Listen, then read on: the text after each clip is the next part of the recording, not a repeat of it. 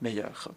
Je remercie le président de la République serbe. L'Assemblée va maintenant entendre une allocation du président de la République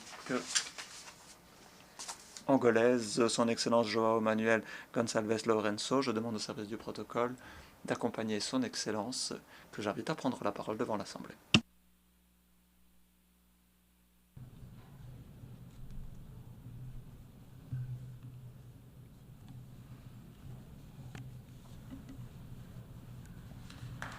Sua Excelência,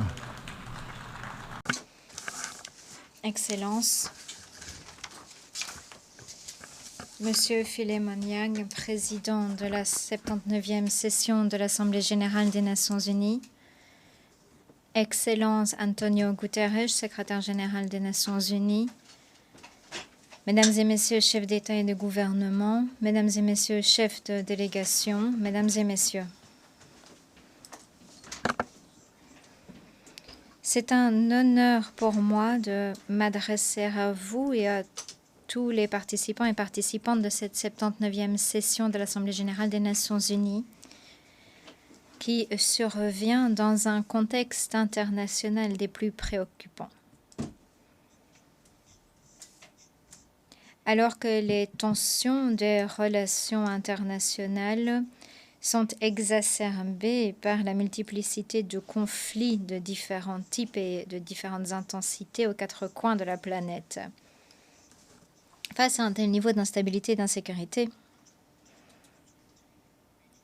il est donc logique qu'il soit plus difficile de réaliser les objectifs de développement durable et les autres objectifs fixés par cette organisation, alors que nous essayons d'atteindre les objectifs que nous nous sommes donnés. Permettez-moi de saluer son Excellence Philemon Yang, que je félicite de son élection à la présidence de la 79e session de l'Assemblée générale. Une élection qui revêt une importance toute particulière pour le continent africain et pour son pays, la République du Cameroun.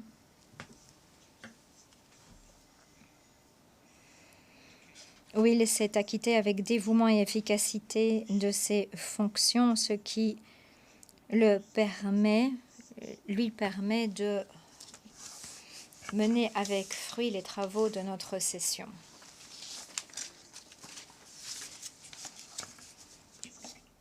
Je lui souhaite un plein succès dans l'exercice de ses fonctions, convaincu qu'il contribuera à renforcer le rôle de notre organisation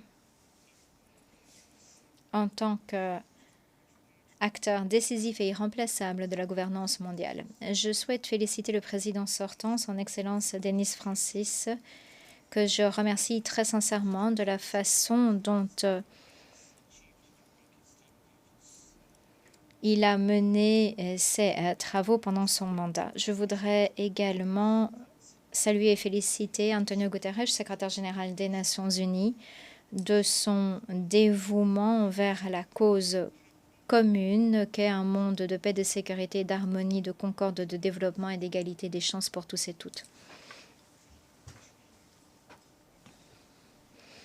Nous apprécions son action à sa juste valeur, sachant qu'il travaille dans un environnement complexe qui regorge de défis, de menaces auxquels il fait face à grand renfort de pragmatisme, de responsabilité, de sagesse et de courage. Excellence.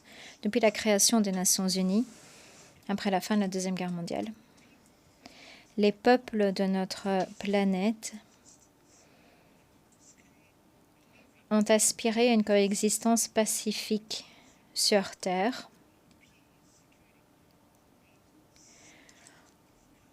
en étant convaincus que toute menace pesant sur l'harmonie, la paix et la sécurité universelle ferait l'objet d'une attention toute particulière et que des mesures de prévention seraient prises au sein de notre organisation afin d'éviter les conflits et les guerres qui rappelleraient les moments les plus sombres connus de 39 à 45. 8 décennies plus tard, ce que nous voyons aujourd'hui, c'est que non seulement Cette aspiration ne s'est pas concrétisée, mais pire encore, il semble que nous nous éloignons des objectifs qui présidaient à la création des Nations unies. Face à cette situation, il nous faut réfléchir à nos échecs et aux mesures collectives que nous devons prendre pour que les Nations unies cherchent de façon plus active et efficace des solutions qui contribueront à la prévention des conflits, au renforcement de la paix et de la sécurité mondiale, au renforcement du commerce et de la coopération internationale et qui permettront de garantir la prospérité de nos nations et le bien-être des peuples de la planète. Nous assistons à des tentatives à l'heure actuelle de saper, d'ignorer, voire de remplacer le rôle des Nations unies pour régler les principaux problèmes auxquels se heurte l'humanité, notamment en lien avec la paix et la sécurité. Dans ce contexte,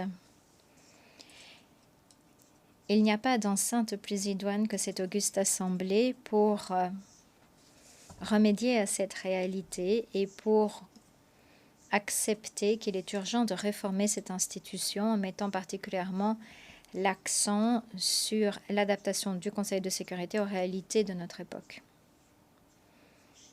Sa composition actuelle reste le reflet d'une réalité de l'après-guerre, dépassée par les événements dans d'autres régions du monde.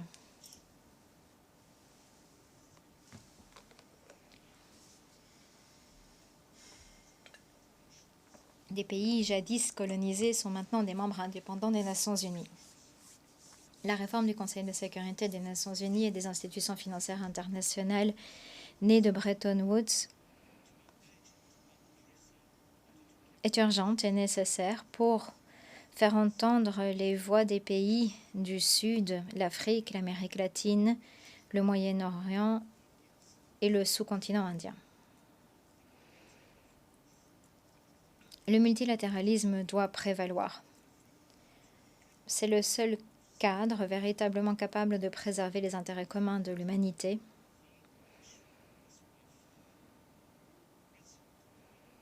Cadre dans lequel nous devons réitérer notre attachement indéfectible à la diplomatie, au dialogue sans exclusive et au recours aux moyens pacifiques pour régler les différends.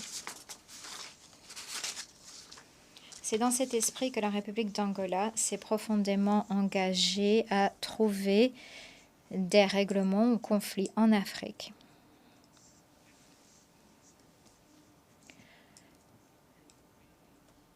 Nos efforts actuels se concentrent sur le conflit à l'est de la RDC, sans oublier les conflits au Soudan et dans la région du Sahel. Dans le cadre du processus de Luanda, il a été possible de parvenir à un cessez-le-feu à l'est de la RDC, un cessez-le-feu entré en vigueur le 4 août de cette année. Afin de consolider les progrès réalisés,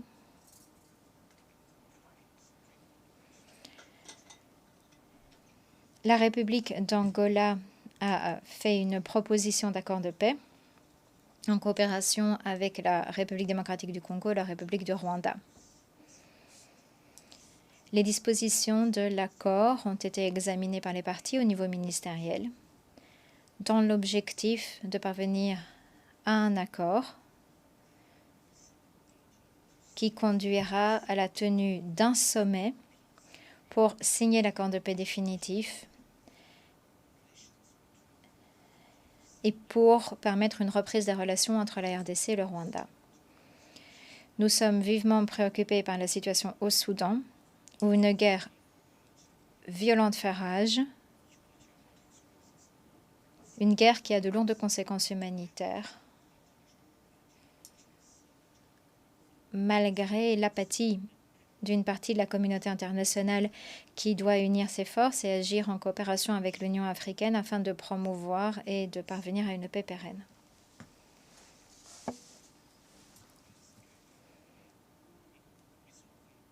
Nous allons nous inspirer de l'expérience faite par l'Angola pour régler son conflit interne qui, après des décennies, a pu être réglé grâce au dialogue inclusif entre les parties au conflit.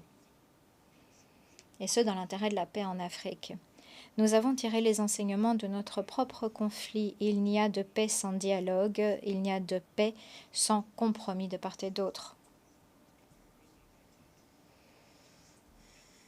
Nous ne pouvons oublier ce fait alors que l'on s'efforce de régler les graves crises sécuritaires auxquelles fait face le monde à l'heure actuelle. La guerre de la Russie contre l'Ukraine a gravement ébranlé la stabilité et la sécurité de l'Europe et a eu de lourdes retombées dans le reste du monde en termes de stabilité économique ou de sécurité énergétique et alimentaire. Nous avons assisté à une escalade de ce conflit. Une escalade préoccupante avec des conséquences catastrophiques sur la situation interne des pays au conflit du fait du recours à des armes particulièrement létales sans que un règlement de ce problème complexe ne se profile à l'horizon. Même si des armes de plus en plus sophistiquées sont utilisées sur le champ de bataille, il n'y aura pas de victoire militaire et cette guerre risque d'embraser le reste de l'Europe, faute de trouver une solution négociée, conformément aux principes des Nations Unies qui préservent la souveraineté des États, l'indivisibilité et l'intégrité territoriale des pays.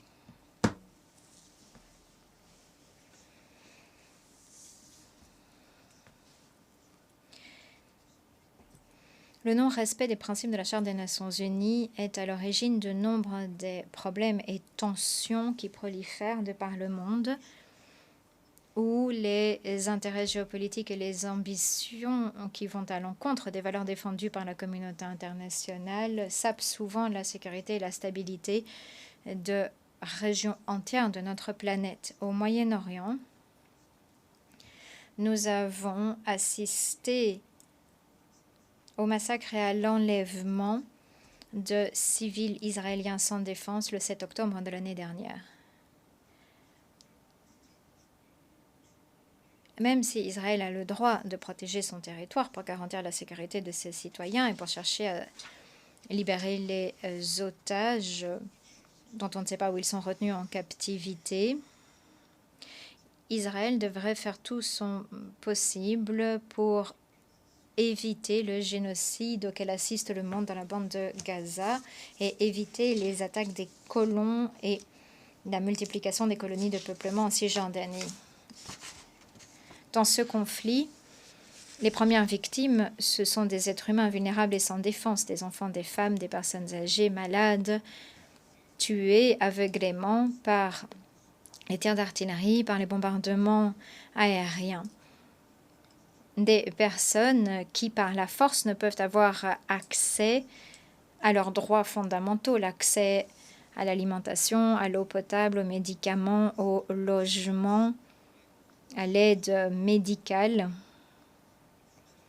alors que les grandes infrastructures, écoles, hôpitaux, logements, énergie et autres sont détruits. Nous assistons au décès d'un nombre effarant de journalistes, de médias internationaux, de membres du personnel de l'ONU, de travailleurs d'organisations militaires internationales. C'est inacceptable. Nous devons le condamner.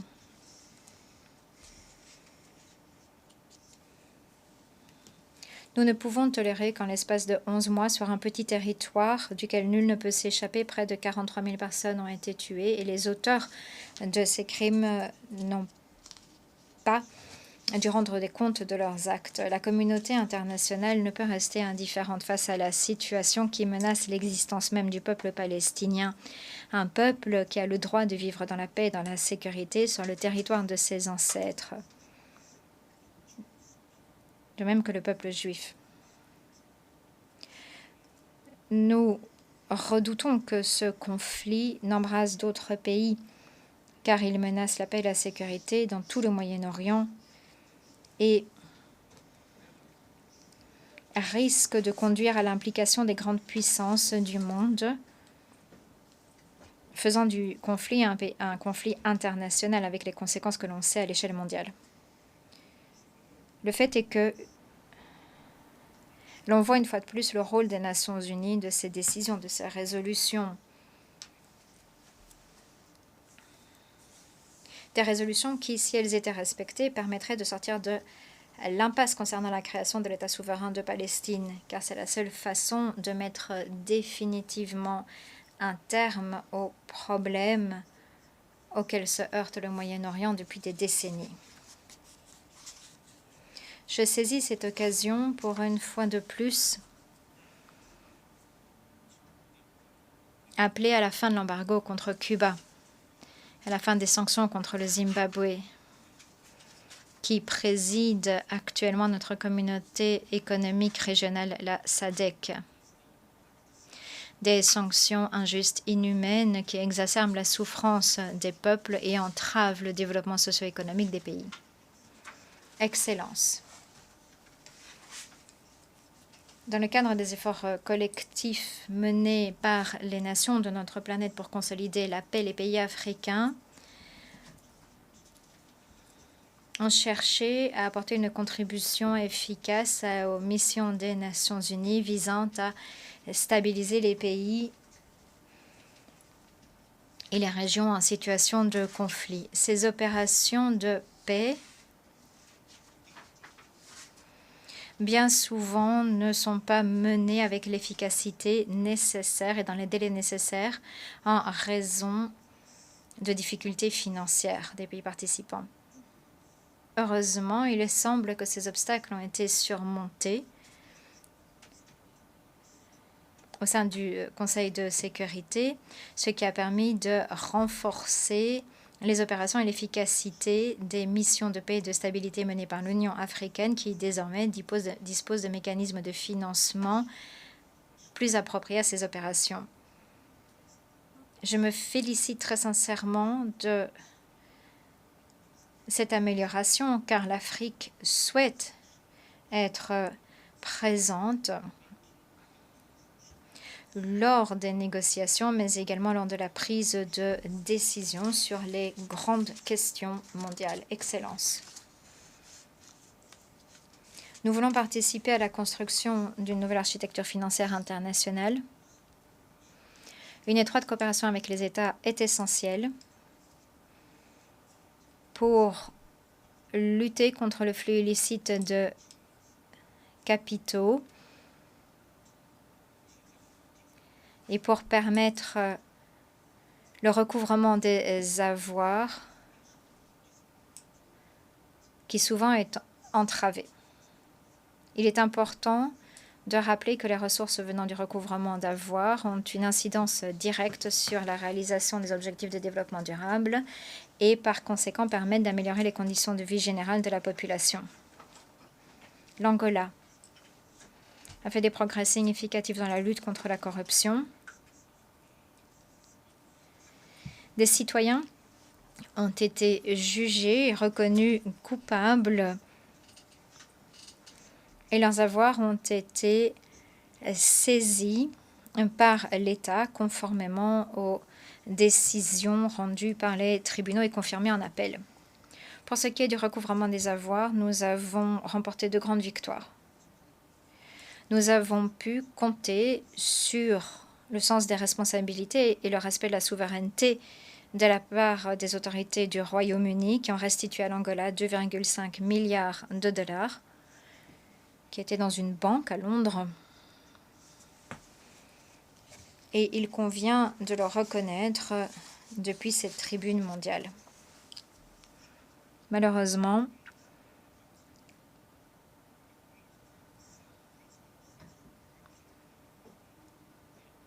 tous les pays n'ont pas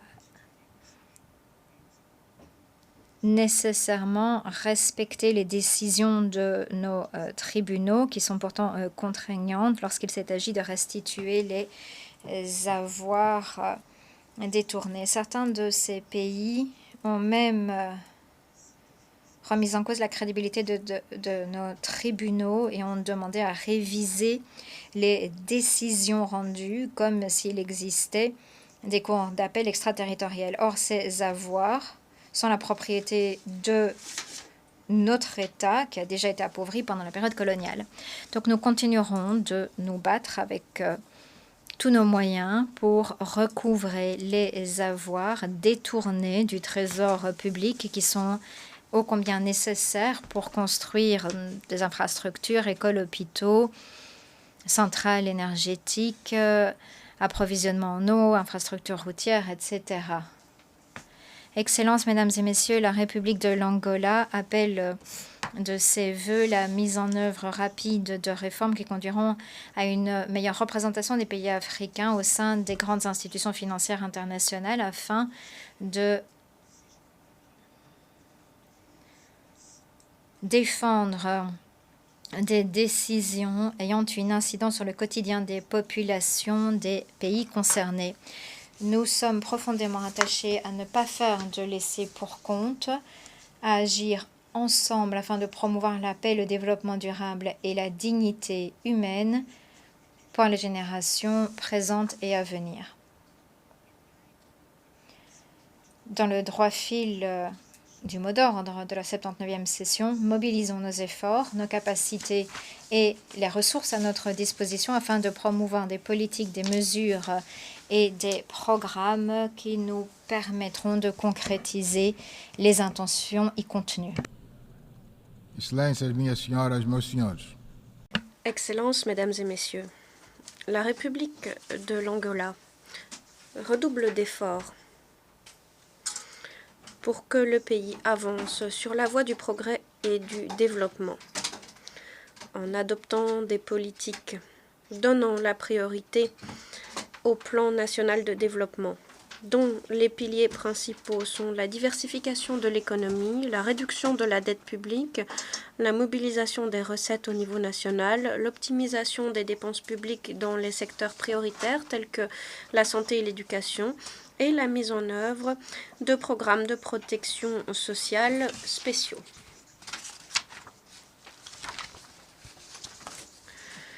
Les efforts que nous déployons dans les secteurs que j'ai mentionnés sont complexes, nécessitent du temps et des ressources humaines qualifiées pour y parvenir. Malgré tout, nous progressons de façon encourageante. Les avantages vont continuer à se faire sentir au fil du temps. Parmi les initiatives couronnées de succès, je souhaiterais mentionner la construction de systèmes de transfert d'eau pour les régions durement frappées par la sécheresse dans le sud de l'Angola, où la pauvreté et la misère cèdent la place à la prospérité et à une vie digne pour cette population qui a maintenant accès à suffisamment d'eau pour transformer des zones arides en des zones de production agricole et d'élevage sans courir les risques qui pesaient précédemment sur la survie des êtres humains et des animaux. Dans le cadre des efforts déployés par le gouvernement afin d'améliorer les conditions sociales et afin de renforcer le développement industriel et agricole, nous procédons à l'électrification du pays aux quatre coins de ce dernier. Nous avons investi dans la production d'énergie propre, nous avons construit des barrages hydroélectriques, des parcs photovoltaïques qui fournissent 67% de l'électricité du pays. Nous avons prévu de cesser le fonctionnement des centrales de production d'électricité thermale dans les 3 prochaines années. S'agissant de la production d'énergie verte, outre les 6500 MW que nous produisons aujourd'hui, nous prévoyons la construction du barrage hydroélectrique Kakulo-Kabasa, qui produira 2000 MW. Nous prévoyons également la construction du plus grand parc photovoltaïque avec un financement de 1,5 milliard de dollars provenant de Exim Bank.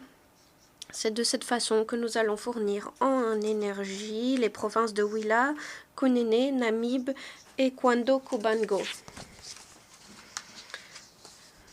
Alors que nous menons à bien ces projets de production d'énergie, nous nous concentrons sur des investissements publics et des partenariats publics-privés afin de construire des lignes électriques à haut et moyen voltage vers l'est et le sud du pays, afin de nous relier au réseau de la SADC via la Zambie et le sud de la Namibie. Nous produisons aujourd'hui beaucoup d'électricité, mais notre réseau nous fait défaut, notamment pour le reste du pays et d'autres pays de l'Afrique australe. Les investisseurs qui le souhaitent peuvent maintenant vendre de l'électricité produite en Angola à des clients des zones minières de la RDC et de la Zambie, mais aussi à d'autres pays de la SADC, étant donné que l'Afrique australe est un des plus grands consommateurs d'énergie. L'Angola mène différentes initiatives qui s'inscrivent dans le cadre du programme climatique international. Nous insistons sur les mesures d'adaptation climatique. Nous nous assurons d'exploiter nos ressources fossiles avec responsabilité afin de garantir le développement et le bien-être de nos populations.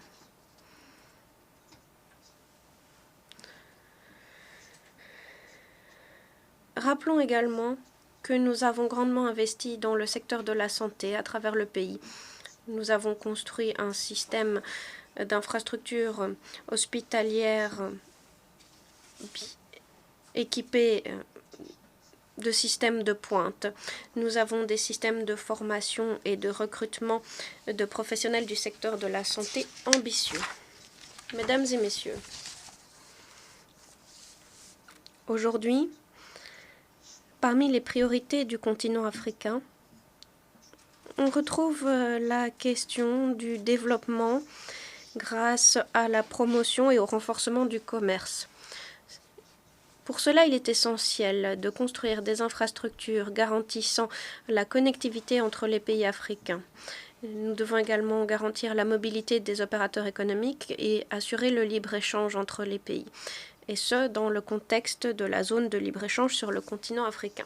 Avec tous ces éléments en tête, nous établissons des partenariats au niveau international afin de garantir l'opérationnalisation de la voie ferroviaire Benguela et des ports commerciaux de Lobito dans le cadre de projets logistiques et de transport du couloir de Lobito.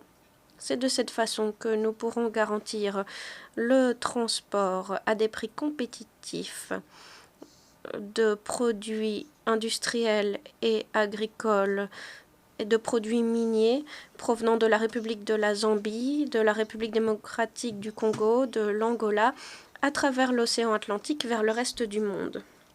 C'est un projet fédérateur qui va transformer l'horizon économique de l'Angola et de l'Afrique australe. De nouvelles entreprises pourront prospérer le long du couloir de Lobito. Cela aura des effets directs sur les économies de la sous-région de l'Afrique australe et sur le reste du continent. Excellences, mesdames et messieurs, la République de l'Angola est un pays accueillant, ouvert au monde et toujours prêt à assumer son rôle de partenaire actif afin de renforcer la coopération internationale en faveur du développement et de la mise en œuvre de projets conjoints afin de relever les défis que sont la lutte contre le terrorisme international ou contre les menaces qui pèsent sur la paix, la sécurité mondiale et le développement durable. Grâce à l'amélioration de notre secteur économique ces dernières années, Nous sommes ouverts au tourisme et aux investissements privés directs dans tous les secteurs de notre économie. Nous accueillons tous les investisseurs, nous vous accueillerons tous en Angola et je vous remercie de votre attention.